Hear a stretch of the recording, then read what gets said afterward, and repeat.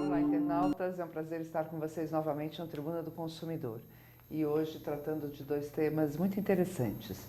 Um alerta, e aí eu vou pedir, como sempre faço, um empenho de todos vocês para a gente tentar ajudar a nossa cidade de São Paulo. Hoje eu tenho o prazer de receber comigo o Daniel Gucci, que é o diretor da Ciclocidade. Daniel, um prazer recebê-lo, vamos falar muito. Rosana. Prazer. E também o médico Dr. José Olímpio Moura de Albuquerque, que é da Covisa, e vamos falar sobre a dengue e talvez outros assuntos também. Muito prazer recebê-lo. Nossa, obrigado. Bom, então vamos lá. Dr. José Olímpio, a causa maior da dengue está no coletivo, nas vias públicas, nos rios, nas lagoas, ou está dentro das residências dos nossos cidadãos?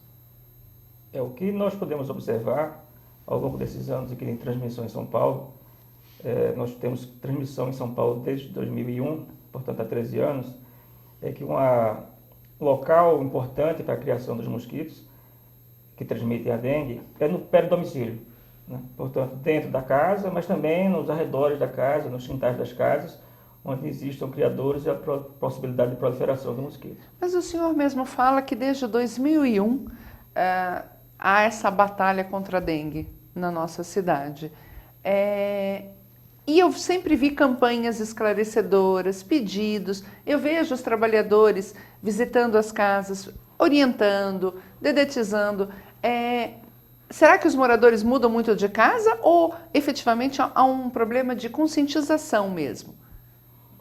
Isso, de fato, nós observamos essa estratégia de perseguir a eliminação do criador através dessas ferramentas, tanto da divulgação, da informação para a população, quanto a ida dos agentes de zoonose nos domicílios para identificar e também alertar a população quando identificam esses criadores. É uma estratégia que tem sido perseguida ao longo do tempo e, de fato, nós continuamos encontrando criadouros nos imóveis quando visitamos. Grandes quantidades de água ou pequenas quantidades de água? O que é necessário para haver esse ambiente propício à criação dos mosquitos transmissores? Tanto pequenas quantidades de água, até pequenos reservatórios como tampas de garrafa podem ser um criador eficaz, quanto grandes coleções de água, né? Claro, uma grande coleção de água tem uma capacidade de produção de mosquitos muito maior do que um pequeno reservatório. Mas ambos, enfim, contribuem para a proliferação, tanto os pequenos quanto os grandes. Inclusive pneus. Sim, pneus é talvez o clássico da transmissão, né? Porque, enfim, é um material inservível, é frequente, tem inservíveis, mas não só pneu, balde, outros tipos de inservíveis que podem acumular água e que ficam eventualmente entulhados no quintal, numa região. Isso sempre é um dos criadores que nós encontramos na cidade. E, inclusive, o senhor vai falando, eu vou lembrando dessas casas com quintais, onde as mulheres principalmente adoram ter plantas e acabam deixando a água em volta do vaso, né? Tudo isso tem que ser eliminado. Sim, tudo isso tem que ser eliminado. No caso dos vasos de planta, que nós recomendamos, só que se não for o prato para não pingadeira, né, para não evitar o pingadeira, deve ser colocado com areia, para evitar que tenha a expulsão da água, ou eliminado, se for possível, né? No quintal, se houver plantas que acumulam água, como bromélias, a pessoa tem que ter observado se existe acúmulo de água, né? E aí, quando for aguar as plantas, fazer um esguicho mais forte para remover os materiais que tenham acumulados lá na bromélia, para que, enfim, a renovação do conteúdo elimine eventuais larvas ou ovos que tenham no repositório que forma na planta. Né? Ou seja, uma planta pode ser Uma planta pode ser um reservatório. Nossa, isso é uma loucura. Agora, por que 2001? Que marco é este? Na verdade, a transmissão em São Paulo tinha começado bem antes. Nos anos 90 já tinha transmissão intensa em algumas regiões do estado, né? São Paulo ele se preservou da transmissão, enfim, por que 2001 não sabemos, mas foi bastante posterior ao estado, à transmissão iniciada no estado. O município de São Paulo foi preservado de alguma forma, né? Certamente pelas condições climáticas que nos ajudam, né? Temos um inverno mais rigoroso aqui em relação às outras regiões do estado. Isso foi uma situação de progressão, né? Então, o primeiro começou com a infestação do mosquito transmissor, o Aedes aegypti, que começou com pequenos níveis de infestação e progressivamente aumentou na cidade. Isso criou as condições possíveis da transmissão da doença e que, por alguma razão, em 2001, com a importação de casos de pessoas doentes de outras regiões do estado e do país e o encontro com o mosquito transmissor na cidade, criou as condições propícias para a transmissão. Tá. Que acontece quando o mosquito pica a pessoa que está doente, aquele mosquito, o vírus se desenvolve dentro do mosquito, e depois de cerca de 8 a 12 dias ele passa a ser transmissor da doença. Então, alimentando o ciclo de transmissão homem-mosquito. E existe alguma constatação médica de determinado grupo que é mais contaminado, criança, idoso, ou não? É uma epidemia que pega todo mundo indiscriminadamente? Não poupa a faixa etária. Nós temos infecção em todas as faixas etárias. E alguma condição que agrava mais? Sim, algumas condições pré-existentes agrava depois que você se infectou. Algumas condições de doenças crônicas, hipertensão, diabetes e outras doenças crônicas possibilitam um maior agravamento do quadro. Tá, mas antes da gente aprofundar esse tema, explica para o nosso internauta o que é a Covisa, desde quando ela existe, para que ela existe e o trabalho que ela vem desenvolvendo além da dengue. A Covisa, que é a Coordenação de Vigilância em Saúde, ela foi criada dentro da Secretaria Municipal de Saúde em 2003 e ela nasceu agrupando alguns órgãos que já existiam anteriormente, né? Que eram o Centro de Controle de Doenças, né? Que já era ligado à Secretaria, que fazia a atividade de vigilância epidemiológica, que acompanha algumas doenças, que atua na prevenção e controle de algumas doenças, né? Entre eles a dengue naquela época, né?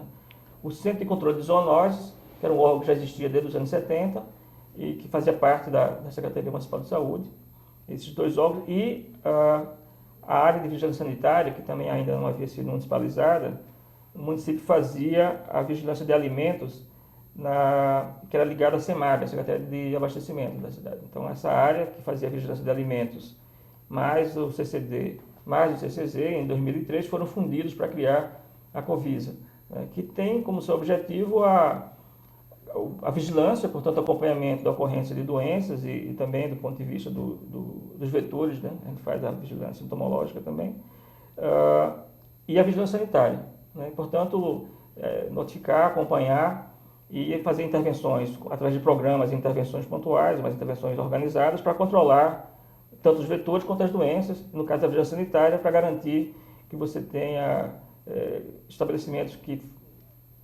com segurança, né? Segurança alimentar, produtos de interesse da saúde, como medicamentos e outros produtos correlatos, também clínica de beleza, cabeleireiro, algumas áreas em que há uma possibilidade de risco à saúde, do ponto de vista de produtos e serviços que são prestados à população, isso tudo é nosso objeto de preocupação e de intervenção. Mas é muita coisa, não é? Sim, sem dúvida. É muito abrangente, pelo que o senhor falou, Nossa Senhora.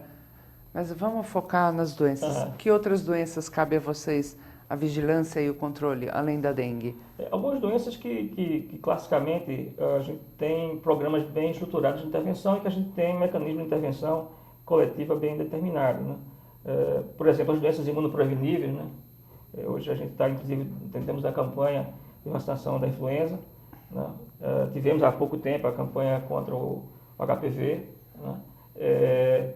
São as doenças que a principal intervenção, no caso das imunopreveníveis, é estruturar bem adequadamente a campanha, não a campanha, mas a vacinação, né? A vacinação de rotina e, quando necessário, as campanhas. E o senhor tem o dado de quantos adolescentes tomaram HPV já, essa primeira dose? Infelizmente, eu não tenho um número de memória, mas foi uma cobertura bastante alta. Porque começou há pouco tempo, né? Foi uma cobertura bastante alta aqui no município de São Paulo. E houve algum caso de resistência das mães ou de interpelação das mães? Porque eu lido muito com a questão da mulher e a gente percebia nas mães talvez uma negação da atividade sexual das filhas, né? No sentido de que, não, minha filha não precisa tomar a vacina. Percebemos essa questão ligada à sexualidade, né? Porque com a faixa etária incluía pré-adolescentes, então numa fase em que a sexualidade está começando a surgir como uma questão importante para a criança, né? E para a pessoa, algumas mães sim, identificando que a vacinação, portanto, preparação para a vida sexualmente ativa. Seria precoce, né? Seria precoce, ou colocaria na pauta um assunto que ainda não deveria estar colocado. O que não é verdade, nós sabemos, né? Infelizmente, eu acho que as mães e os pais têm que perceber que essa sexualidade, sem entrar no mérito, está aí. E é muito bom prevenir as nossas meninas de uma doença tão complicada quanto essa depois de instalada, não é, doutor? Sim, sem dúvida. Agora, o que mata mais? A dengue, o HPV, a gripe que o senhor falou? Há uma estatística quanto a isso? Ou todas as campanhas são necessárias e independentes e não há uma estatística clara quanto a isso? Não, do ponto de vista da mortalidade, nós temos estatísticas bem boa qualidade. No município de São Paulo, nós temos um serviço de excelência no país, inclusive, que é o PROAEM, que qualifica os atestados de óbito, né? Portanto, temos informação de boa qualidade. Cada uma dessas agravos ou doenças que você se referiu tem impactos na mortalidade distintos, né? Mas não é só a mortalidade que nos leva a valorizar uma doença ou outra, né? Mas o próprio potencial que algumas doenças têm, por exemplo, de se tornarem epidêmicas, ou doenças que estão atualmente sob controle, mas que têm que se manter a vigilância, porque se fugirem do controle, voltam a fazer, aumentar o dano, né? Um estrago muito grande. Nós estamos numa fase de eliminação do sarampo no país, né? Ainda, né? Mas no passado, o sarampo foi uma doença responsável por uma mortalidade alta, né? Então, hoje não mais, por conta da bem-sucedida campanha, estratégia de vacinação, das campanhas, enfim, que permitiu que a gente tenha uma incidência muito baixa hoje. E a tuberculose? A tuberculose continua sendo um problema, né? Nós temos uma incidência relativamente alta no país e no município. Uma doença que é multifatorial, né? Você tem problemas sociais associados, né? Por exemplo, na população de moradores de rua da cidade de São Paulo, a gente tem dificuldades, inclusive, de que as pessoas adiram ao tratamento. Então, hoje a adesão ao tratamento é um problema a ser enfrentado, né? E é preciso que a gente garanta, como o tratamento é longo, né? São 6 meses, então é importante que o paciente adira durante toda a fase do tratamento, porque o abandono, inclusive, pode estar associado à criação da resistência. Não, e de um agente transmissor, né? Sim, a manutenção da transmissão, sem dúvida. Já há discussões, debates sobre a questão de, eventualmente, se obrigar o paciente a fazer esse tratamento, já que ele é um agente transmissor dessa doença? Não, isso hoje em dia está completamente descartado, né? Nós temos uma experiência traumática que aconteceu no estado de São Paulo em relação à hanseníase, onde os leprosários se agregavam pessoas, né? E que foi uma vergonha, né? Então, essa estratégia absolutamente está descartada como opção na saúde pública. Muito bem. Vou perguntar, de bicicleta dá para fugir da dengue? Da dengue?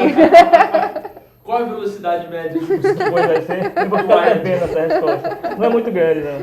Não é? Então dá para fugir. Conta pra gente, você sempre foi apaixonado por bicicleta? Como é que começou essa vida de esportista? Não, eu não sou um esportista.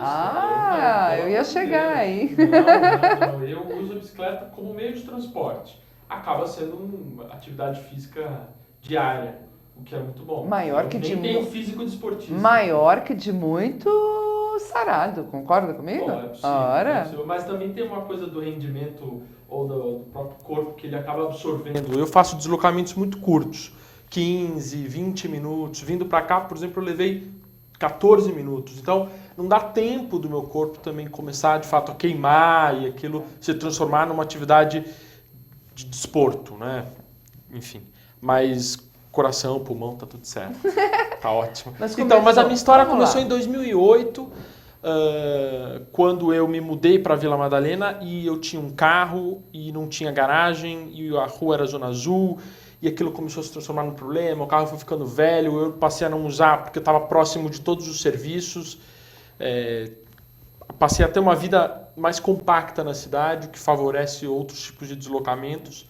E entendi que era possível viver sem carro. Aí eu dei o meu carro, venderam o meu carro e tal. E aí eu passei a me deslocar de bicicleta, que eu tinha uma bicicleta desde 2006, e de transporte público. Fui combinando as duas coisas até que eu vi que era possível fazer 100% de bicicleta, porque meu trabalho estava a 7 km de mim, e eu entendi que dava e passei só a me deslocar de bicicleta. Então a minha história foi um pouco de...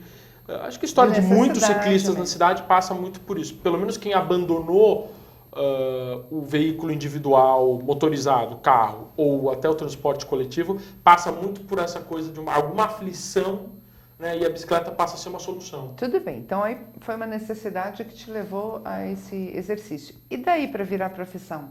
Olha, daí eu passei a entender e me aprofundar no assunto, né? Então eu era funcionário público à época, passei a conduzir as políticas públicas de acordo com o que passei a estudar, fui depois para uma pós-graduação e tudo mais, mas a minha ideia era começar a atuar em projetos ligados à ciclomobilidade, a mobilidade por bicicletas na cidade. Então eu estava na Secretaria de Esportes à época, e aí fui coordenar a implantação das ciclofaixas de lazer, que hoje estão implementadas aos domingos na cidade de São Paulo. Depois nós incorporamos novas políticas públicas, como o mapeamento das ciclorotas no centro expandido, que é um mapeamento que hoje determina, por exemplo, a localização das estações do Itaú, do Bike Sampa, aquela bicicleta que é de empréstimo. Depois nós fizemos um programa de formação de ciclistas na Secretaria de Educação, nos CELS, nas periferias de São Paulo, de formação de novos ciclistas urbanos.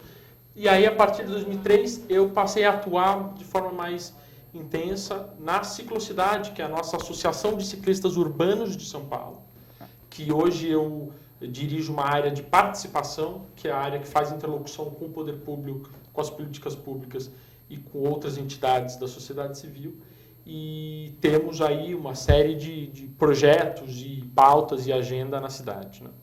Muito interessante. Mas me diga uma coisa, nesses anos, 6 anos, 8 anos, 8 anos, né? 6 anos que você está nessa militância, mudou? Você vê a mudança do comportamento do motorista, do pedestre para com o ciclista? Vejo sim, Rosana. Eu vejo, na verdade, como um processo de educação constante, mas está muito atrelado ao aumento de deslocamentos de bicicleta, especialmente no centro expandido. Tá? São Paulo tem uma coisa bastante... a questão geográfica de São Paulo, ela na questão da bicicleta, ela é muito forte. Então, além das pontes, né, quer dizer, essa coisa da cidade dividida, para além das pontes, a realidade é bastante diferente. Na minha avaliação, até por eu ter percorrido bastante, pedalado muito nas periferias ao longo de 2011 e 2012, eu entendo que houve uma migração muito forte da bicicleta para a moto. E isso se deu no Brasil como um todo, na verdade, né? Pela facilidade do crédito, do acesso à moto, pela possibilidade de compra, pela ascensão, enfim, melhoria dos salários e tudo isso. Houve uma migração, mas ao mesmo tempo no centro expandido de São Paulo houve o inverso. Houve uma migração dos meios motorizados para a bicicleta, com certeza. Então isso pode ser observado em toda essa região, né, do centro expandido, mas isso também é muito visual, isso para o motorista é muito forte. Então mais bicicletas nas ruas também significa um trânsito mais humanizado para o ciclista e para todos. Para todos. Agora, essa educação não acompanha quando se fala de motocicleta, não é? Então você detecta uma migração da bicicleta para a moto, mas a educação acaba não migrando. É por conta do instrumento? É a moto que talvez passe para o cidadão uma coisa mais como é que a gente fala?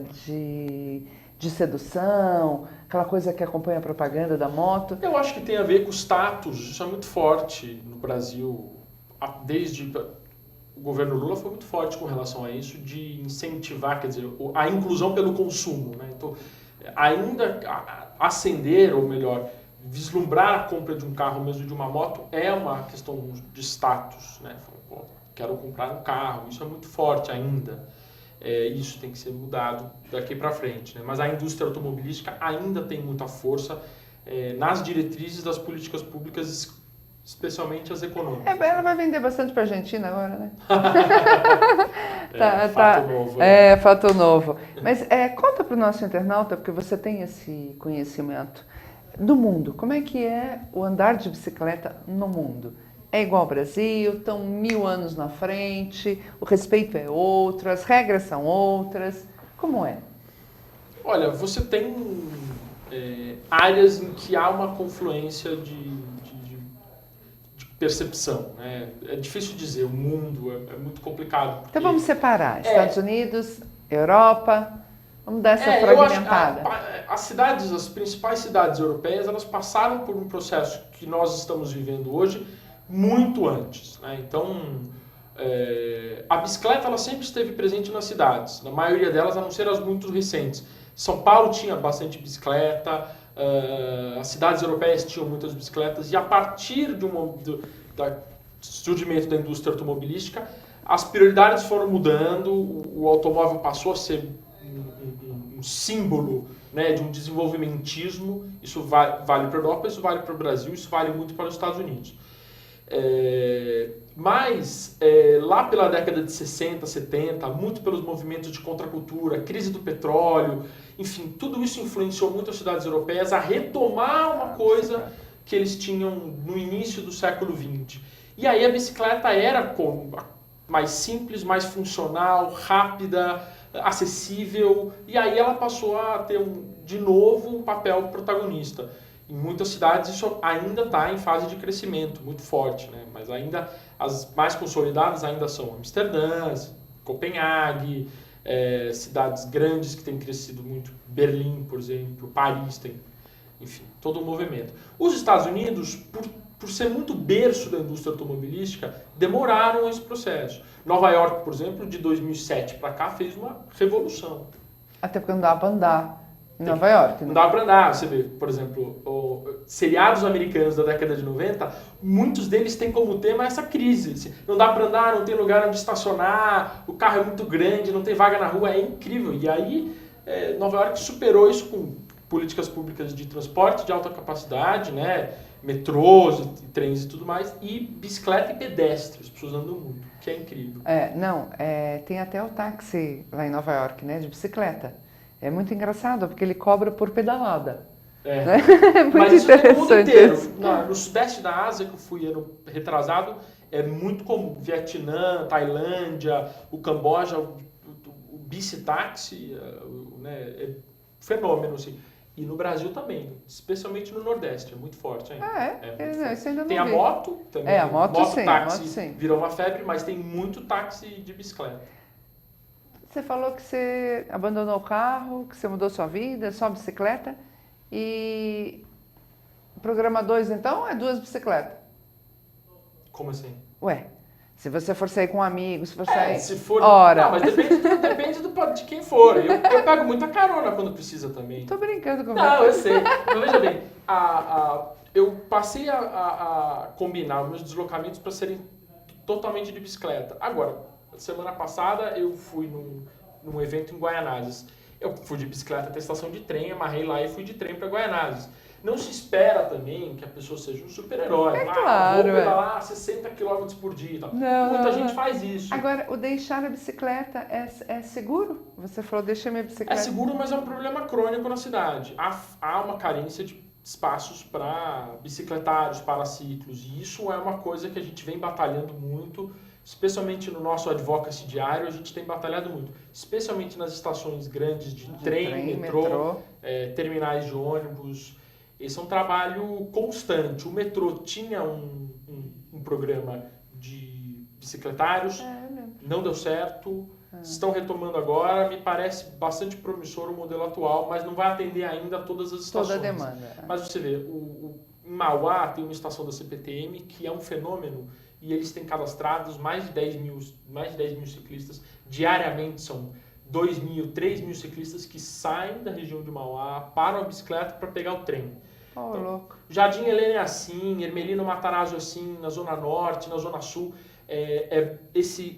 Essa coisa da intermodalidade, de conjugar a bicicleta num percurso menor. Sim. Você leva a criança para a escola, vai fazer uma comprinha ou alguma coisa, vai até a estação de trem, porque hoje em São Paulo o problema crônico, histórico, é o movimento pendular. Sim. É fazer com que um Uruguai inteiro saia da Zona Leste e tenha que se deslocar para a região central e no fim da tarde o mesmo movimento.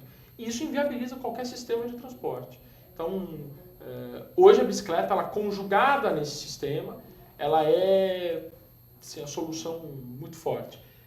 Mas o principal, e aí o foco da cidade tem que ser, e eu entendo que o plano diretor ele tenta um pouco corrigir isso, é aproximar o trabalho da moradia. Com certeza. E aí a bicicleta passa a ser mais protagonista ainda. Com certeza. Porque hoje, por exemplo, eu tenho uma vida bastante ativa porque os meus, com a bicicleta, porque os meus deslocamentos são curtos, mas se eu tivesse, por exemplo, eu moro perto da Paulista, mas se eu tivesse que trabalhar em cidade de Tiradentes, eu certamente... Seria mais difícil. Você cumpriria um pedaço, mas seria mais difícil, com certeza absoluta. Doutor José Olímpio, a dengue, ela existe em que outros países do mundo? Ela está presente ou são condições climáticas que favorecem o surgimento? Não, há condições climáticas que propiciam a proliferação. A origem é na região da Ásia, no mundo. E tem certas, acima de certas latitudes, eu não vou saber precisar aqui quais são, abaixo de certas latitudes, não há transmissão de dengue. Né? Olha. Então é uma doença que fica aqui nos trópicos, né? E tem a ver com a temperatura, com o regime de chuvas, enfim. Então ela veio para nós provavelmente nessa migração, né? Dessa globalização, Sim. nessa coisa muito louca. Quais são os sintomas da dengue e a diferença da dengue com a gripe que está aí? Sintomas, o principal sintoma é a febre alta, né? Geralmente acima de 38 graus, dor no corpo, dor forte no corpo. É muscular? É uma dor muscular? Na articulação. É dor muscular, sim, dor de cabeça, uma dor nas juntas, na articulação, eventualmente uma dor atrás do olho, né? Podem surgir manchas vermelhas no corpo. Tá. São sintomas mais comuns. Né? Eu já tinha comentado antes, vou reforçar a ideia dos sinais de alarme. Explica isso para o nosso internauta, porque me parece que a secretaria... Sinais, sim, estamos focando nisso, porque o nosso foco tem duas pernas importantes, né? Fazer as ações para diminuir a infestação do mosquito, para diminuir a transmissão. Isso é um trabalho permanente que acontece tanto no verão quanto no inverno. E durante a transmissão, outra perna fundamental é prevenir as formas graves e prevenir o óbito, né? Através da identificação precoce das formas graves e o tratamento adequado dessas formas graves. Né? Os sinais de alarme, assim chamados, são sinais que apontam para a possibilidade do caso ser um caso grave. Né? E entre esses sinais você tem dor abdominal contínua, vômito persistente, sangramentos, extremidade fria, né? Que devem, na sua ocorrência, uma pessoa que está com dengue, suspeita de dengue, fazer com que procure o serviço de urgência com rapidez, para que seja acompanhado. Há um começo dessa sintomatologia ou pode vir independente de ordem? Ela é progressiva. É curioso que ela costuma surgir após, quando a febre já baixou. Primeiro vem a febre, então. Então, costuma acontecer o agravamento após a cessão da febre. A febre baixou, a partir do terceiro ou quinto dia, e aí surgem sinais de agravamento. Esses sinais de agravamento eles são consequências de um fenômeno que é responsável que é o extravasamento de líquido dos vasos para o tecido em todos os vasos. E na sua forma grave ele termina a criar uma forma de choque, que é uma forma de desidratação, em que você diminui o volume sanguíneo e aí você impede que você tenha a adequada circulação sanguínea pelo corpo, enfim, e a falha orgânica, né? Tanto que o principal tratamento é a hidratação. Né? Nas formas leves, a hidratação domiciliar, nas formas mais graves, a hidratação endovenosa no ambiente hospitalar. Agora, partindo de uma regra que os homens bebem mais água que a mulher, isso é fato, né? A mulher parece que tem uma relação um pouco mais difícil de tomar líquido da água mesmo.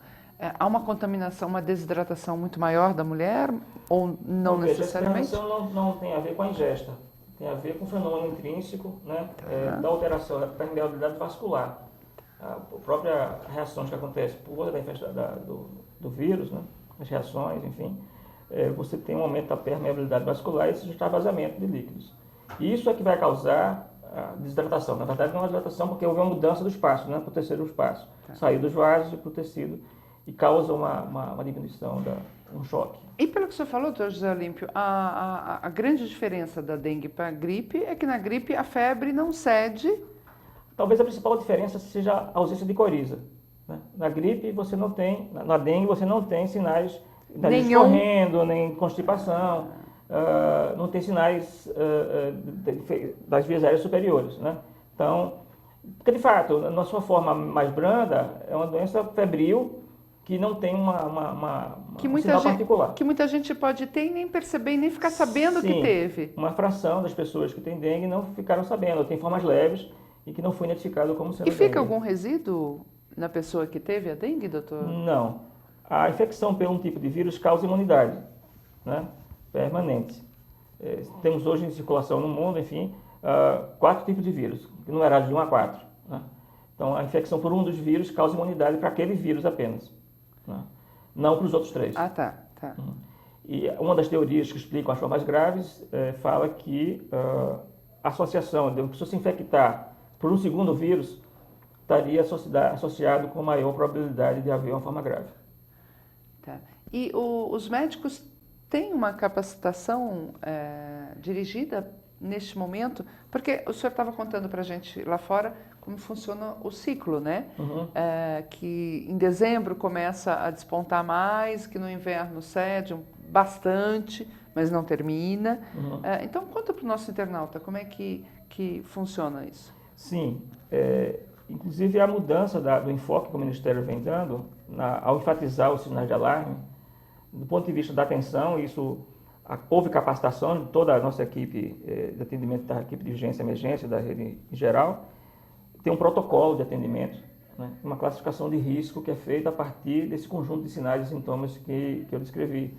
Então, a partir do ingresso do paciente no serviço, é feita uma avaliação de risco, de acordo com a presença de sinais e sintomas, aquele paciente é classificado num certo nível, né, e para cada nível tem uma certa conduta. Né? Então, a partir de forma leve, você pode justificar o retorno para o domicílio, uma forma um pouco mais grave, necessariamente o paciente tem que ficar em observação, né? De acordo com a evolução, eventualmente vinha a ser internado ou, se houver melhora, poder voltar ao domicílio. Mas existe um protocolo bem definido que está sendo divulgado em toda a rede de como deve ser a conduta diante de cada uma dessas situações. Muito bem. Conta pra gente, o que você fala para um pai que quer levar os filhos a andar no final de semana na ciclovia, sendo que ele vai ser a primeira vez? Que cuidados que ele tem que ter? Como é que ele tem que primeiro ensinar o filho a ter essa simbiose com a bicicleta? Porque eu moro perto da Paulista também, e eu vejo, a gente vai passando de carro e vai vendo, né? Você vê pai ali na hora, criança caída, e você percebe que existe ainda talvez aquela vontade de ir, mas talvez falte um preparo que acaba significando segurança. A retomada desse contato com a bicicleta, ela passa justamente pelos laços familiares. Eu acho que, eu não tenho dados específicos sobre isso, mas houve um período aí de uma geração que ficou afastada da bicicleta e que agora retoma isso. E aí os filhos mais novos dessas pessoas, eles, enfim, têm que criar esse laço com o pai. Os parques são um ambiente interessante para você ensinar, porque você precisa ter, de certa forma, um controle, porque você está trabalhando o equilíbrio, né, questões cognitivas, questões motoras ali. Os parques, eles têm a ciclofaixa de lazer aos domingos, ela cumpre um pouquinho essa função, apesar de que ela segrega uma faixa de rolamento, mas ela tem um pouquinho de compartilhamento ali. Quem não se sente totalmente confortável, eu acho que um parque era ideal. Então, acho que a primeira fase é justamente ensinar ou dar essas noções de equilíbrio. Tem uma coisa que é importante, que é fazer o acompanhamento desde quando o filho é muito novinho. Então, você tem a primeira etapa, que é o triciclo, que todo mundo sempre presenteia, seja aquele de plástico, ou mesmo aqueles mais sofisticados de madeira, que são bem interessantes. Depois dessa fase, tem uma bicicleta sem pedal, que é o que a gente mais indica, que é a migração do triciclo para ela, porque a criança ela usa as pernas e usa a noção de equilíbrio, mas ela não ganha velocidade porque ela não tem pedal. Então ela usa as pernas para dar o impulso, e aí ela para e apoia com o pé. E aí ela vai fazendo isso. Quando ela tiver com a sua noção de equilíbrio total, plena, você pode introduzir uma bicicleta sem rodinhas traseiras. Essa questão da rodinha traseira, ela é um mito, porque ela não é necessária. Porque se você fizer o acompanhamento do triciclo para bicicleta sem pedal e depois para uma bicicleta, você não precisa da rodinha. Mas eu não conheço mãe que não queira as rodinhas na bicicleta. Porque foi construído esse imaginário. Até a própria publicidade das empresas de bicicleta, elas usam isso. Agora, não precisa. Aliás, o mais natural é que não fosse assim.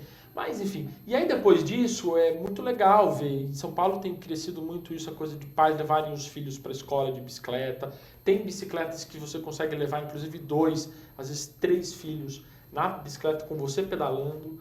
Depois você pode combinar ir em grupos para a escola. Isso é um movimento muito bonito. E esses passeios noturnos que a gente, de vez em quando, encontra na cidade? Isso também houve um boom aí na última década. Eles são boas portas de entrada para o ciclismo urbano.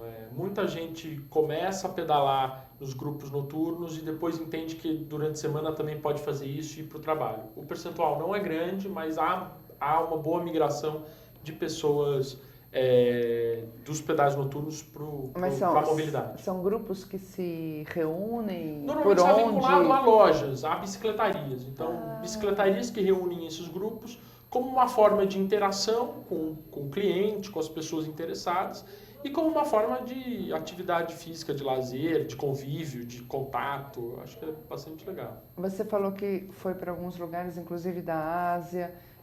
Usou a bicicleta lá? Usei, sempre uso muito. E qual foi a sua maior experiência de bicicleta? Em termos de aventura? Olha, eu não sou um cicloturista, né? Há muita gente pelo mundo inteiro fazendo viagens longas de bicicleta. Eu tenho amigos viajando o Brasil inteiro, fazendo milhares de quilômetros de bicicleta. É incrível. Eu invejo e está no meu planejamento de longo prazo fazer isso.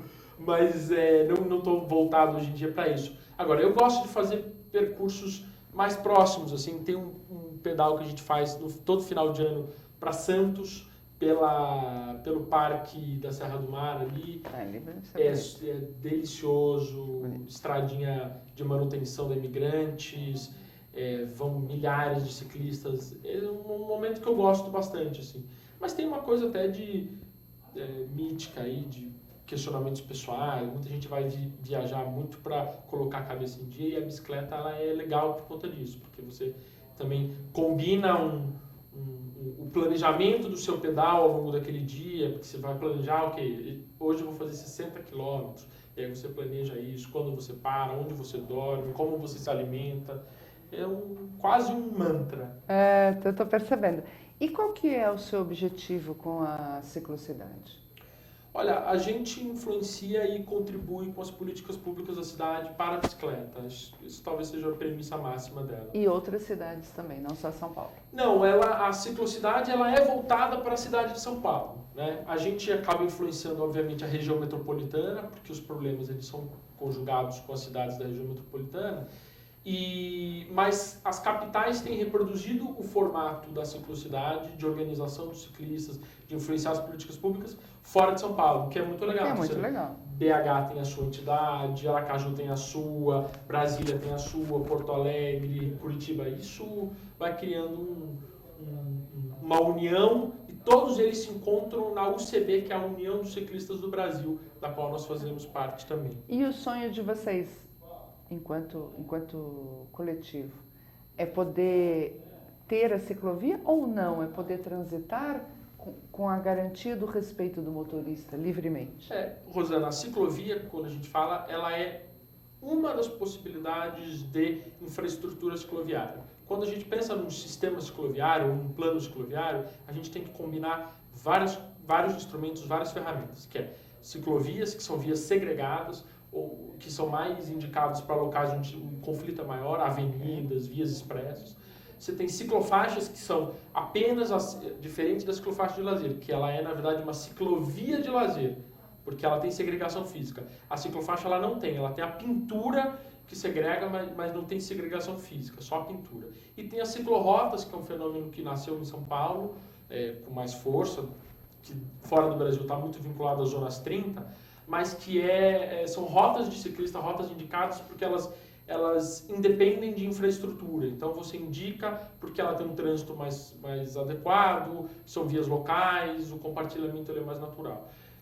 Você tem que combinar essas ferramentas num plano que vai levar a cidade a ter percentuais de deslocamentos cada vez maiores. A gente sabe que é uma coisa de batalha diária, não é uma coisa que você faz assim e você tem uma cidade cicloamigável, mas a gente tem influenciado para que isso aconteça de forma mais rápida do que está acontecendo hoje, do que tem acontecido nos últimos anos. Tu, José Olímpio, anda de bicicleta? Já andei algumas vezes no Bike Sampa, né? Mas uma ou duas vezes só. Como motorista, como é que o senhor vê essa movimentação? Porque a gente ouve muito o lado dos ciclistas, ouve muito o lado dos motoristas coletivos, né, que ficam aí meio bravos. Mas o senhor que é um homem público, não é? Como é que o senhor vê essa interação, essas diretrizes públicas de interação, né? Uhum. Eu posso aproveitar e puxar a brasa para a minha sardinha? Pode. Porque uma das nossas dificuldades, um dos enfrentamentos que a gente tem procurado promover é em relação às doenças crônicas, né? E no qual a promoção do exercício físico é uma etapa, um objetivo difícil de alcançar no centro como São Paulo, mas que a gente persegue, né? Tem essa política do governo agora da Academia da Cidade, Academia da Saúde, né? De propiciar em regiões, em unidades de saúde, mas... tem uma estatística, o Ministério da Saúde publica anualmente uma estatística de uma amostra que ele faz no país todo, nas capitais, em relação ao nível de atividade física, né? E São Paulo não é tão alta a atividade, não lembro agora a taxa, mas sem dúvida que o cicloativismo, enfim, é uma estratégia que ia ser perseguida. Quer dizer, a verdade é criar dentro das cidades ambientes que propiciem a mobilidade, né? Tanto o pedestre quanto... porque você precisa na verdade, a melhor solução seria envolver a atividade física no cotidiano da pessoa, né? Desculpa, doutor, te cortar, mas tem um fator de saúde que, além da questão da atividade física, que os índices de excesso de peso e obesidade só crescem, tem o fator de violência no trânsito, que impacta a saúde de forma absurda. Hoje a gente tem, pelos dados do DPVAT, 65 mil mortos no trânsito por ano. Dados do DPVAT que são mais graves do que os dados do Ministério da Saúde. O que significa que tem mais gente morrendo no trânsito do que de homicídios, e a gente se equipara a países em situação de guerra. Que são pessoas que estão morrendo atropeladas, que estão morrendo em acidentes de carro por conta de bebida, nas estradas ou dentro das cidades, enfim. Esse é um dado importante porque qualquer investimento em bicicleta, né, ou com mobilidade especialmente, você impacta a saúde de forma imediata, tanto na questão da atividade física, mas especialmente na questão da diminuição das fatalidades no trânsito. E os dados, eles fora do Brasil, eles medem muito isso. E aí passa a ter muito investimento em infraestrutura para bicicletas pela compensação do que se gasta em saúde pública. Então, esse é um balizador bastante importante. Muito bem. Eu particularmente sou simpático à ideia do uso da bicicleta, né? Você, na verdade, poder combinar os formatos modais, né? De maneira que haja espaço para que tanto o pedestre quanto Eu confesso que eu tenho receio quando estou numa avenida de maior fluxo e estou trafegando no meu automóvel de deixar espaço, mas nem sempre é fácil, porque as vias também não são muito adequadas, né? Tem aquela regra de 1,5 m de distância do ciclista para o automóvel, que nem sempre é fácil de cumprir. Do automóvel para o ciclista. Isso, do automóvel para o ciclista, exatamente. Né? Pela circunstância do tráfego, né? Pela velocidade do tráfego e tudo mais, me causa um certo receio, né? Na verdade, a gente concorda com isso.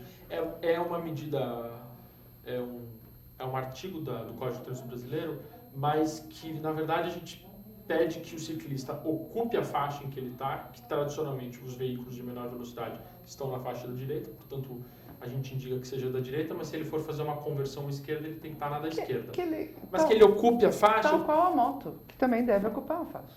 Exatamente. E aí a bicicleta ocupando a faixa, o carro que está atrás, ele ele tem que mudar de faixa. Ao mudar de faixa, ele cumpre 1,5 m. Então, se o ciclista estiver colado no meio fio, o carro vai sempre achar que dá para ele passar.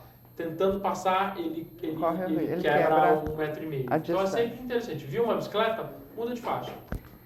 Eu tenho muito aqui, doutor José Olímpio, assimilado a conclusão de um pensamento de um filósofo do direito brasileiro, que ele fala assim: o brasileiro não absorveu o espírito da lei.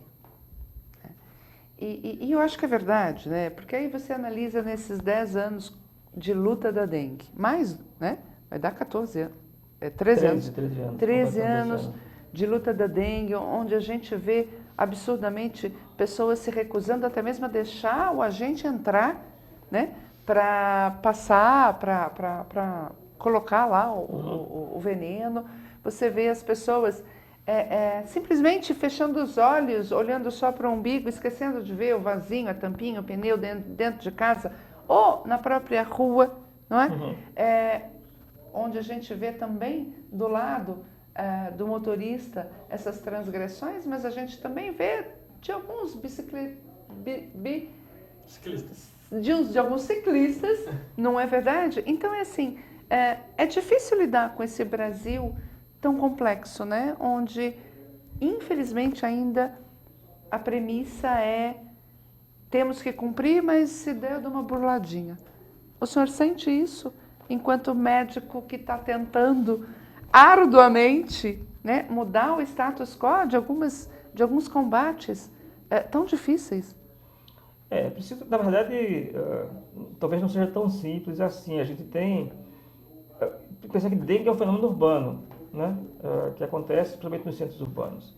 E tem a ver com uma forma de ocupação, né, ocupação do território. Não por acaso, o Jaguaré estava com um pico de incidência aqui, né, as condições urbanas são a certa precariedade, né. O próprio controle do entorno da casa nem sempre é tão simples, né. Quer dizer, você pensa o modelo da casa aqui, de uma classe média, você tem uma casa, mas um quintal murado, né, em que nesse lugar, sim, a pessoa tem controle sobre o seu entorno, né, quer dizer, ela deve ter a responsabilidade de manter aquela propriedade em condições livres de proliferação, e a gente tem esse trabalho cotidiano de incentivar que essa responsabilidade seja compartilhada, né? Não é omitir o poder público dessa função, mas que seja compartilhado, né? Por outro lado, sabendo disso, um dos criadores importantes, que são as caixas d'água, né? Então, eventualmente, na existência de uma caixa d'água descoberta, isso tem a ver com poder econômico, poder de compra, enfim, e as condições de habitação. O poder público, sabendo disso, comprou toucas de nylon para cobrir as caixas d'água, para que proteja e não transforme a caixa d'água num criadouro, né? Então, eu acho que o desafio é conseguir ver no detalhe, identificar que em cada região da cidade você tem condições diferentes que propiciam a transmissão e ter uma abordagem adequada para cada uma delas, né? Mas, doutor José, o senhor não acha que nós só vamos mudar esse país, de fato, quando não deixarmos tudo só para o governo? É fato que faltam estruturas, algumas políticas, mas que tem que juntar o agente público com o setor privado e aí cada um fazer o seu papel, de fato? Porque o Brasil é muito paternalista, ele adora que alguém faça por ele. Não é hora de sairmos do nosso comodismo também e fazermos? Não, sem dúvida. Essa é a estratégia de comunicação que a gente vem perseguindo, né? Que a gente vem conseguindo. Quer dizer, o governo fazendo a sua parte e o cidadão fazendo a sua parte no sentido de tentar, dentro do seu campo de atuação, um ambiente livre de criadores. Essa é a grande estratégia. Mas, de fato, há abuso nesse sentido. Através do mecanismo de comunicação que a gente tem, através do 156, por exemplo, receber solicitações de pessoas que solicitam que o agente público vá resolver o problema que ele poderia resolver dentro do domicílio dele, né? Sim, nesse sentido, sim. Mas nós acreditamos que esse é o caminho a ser aperfeiçoado, né? E buscado a colaboração. Acho que não tem alternativas. A gente não vai ser, não iremos vencer essa batalha contra o Aedes. A reinfestação aconteceu e a gente, na verdade, não tem tido grandes vitórias contra o Aedes, né? A gente tem conseguido, com as políticas um pouco melhores, a gente consegue diminuir a infestação, manter a infestação em níveis razoáveis ou baixos, mas a gente não tem conseguido no município, depois da infestação, voltar ao contrário, quer dizer, eliminar a infestação. Então, acho que a gente vai ter que viver ainda durante muito tempo com a infestação e ter mecanismos de aperfeiçoar esse controle. Mas é isso, doutor José Olímpio. Você o seu setor, como em todos os outros setores, na educação, na violência contra a mulher, na violência do trânsito, a gente, se sair debaixo da árvore para olhar a floresta, a gente vê que a gente fica só apagando fogo todos os dias, sem construir um caminho que daqui a 2 gerações traga um resultado de fato. Então vamos inserir na educação escolar básica questão do respeito à bicicleta, o que é ser motorista, o que é que numa casa não pode ter para não gerar, não só, claro, a dengue, mas outras doenças, não é? A questão de gênero, né? Eu acho que a gente tem que começar a... Vamos continuar apagando fogo, porque esse é o nosso papel, mas a gente tinha que ter algo para daqui a 2 décadas, seus netos, os meus netos, seus filhos, seus netos, poderem estar preocupados com outras questões. Não é verdade? Sim, certamente. Certamente. Nosso tempo está encerrando. O senhor quer mostrar esse folheto que eu estou vendo aí, ao aparecerem os sintomas? Eu trouxe os folhetos aqui, esse nós distribuímos para a população. Isso aqui, particularmente, ele está destacando os sintomas, não é? E o fato também, aqui embaixo, daqueles sinais de alarme que eu comentei antes, né? Então, os sintomas da febre, a dor no corpo, a dor de cabeça, e os sinais de alarme, reforçando antes do fim, que é o vômito persistente, a dor abdominal, o sangramento, pode ser sangramento pelo nariz ou por outros órgãos do corpo, extremidades frias. Esses sinais de alarme devem motivar uma procura imediata ao serviço de urgência e emergência para o tratamento, porque se for tratado adequadamente e num período curto, você tem boa resposta para o tratamento, a letalidade não é alta. Muito obrigada. Doutor José Olímpio, foi um prazer recebê-lo aqui. Obrigado por esses esclarecimentos. Obrigado também pela oportunidade. Como já falei antes, a comunicação é a principal estratégia nossa agora de controle. Qualquer espaço que ocupar é importante. Nesse momento agora de batalha com a transmissão, mas que é uma campanha permanente, porque o mosquito está aí, viu, para ficar, parece. E a gente percebe que a hora que a gente dá informação, há uma reação, né? As pessoas têm carência de informação, então nosso papel... Sim. Primordialmente é esse. E nesse momento em que você o foco está na dengue, né? Você percebe que as pessoas, ao perceberem que só ao redor está acontecendo casos, inclusive facilita o acesso às residências, o interesse aumenta. Eu acho que nesse momento a gente deve aproveitar também para informar melhor a população das medidas que precisam ser tomadas. União, não é? É verdade. União. Muito obrigada, José. Obrigado pela Daniel, oportunidade.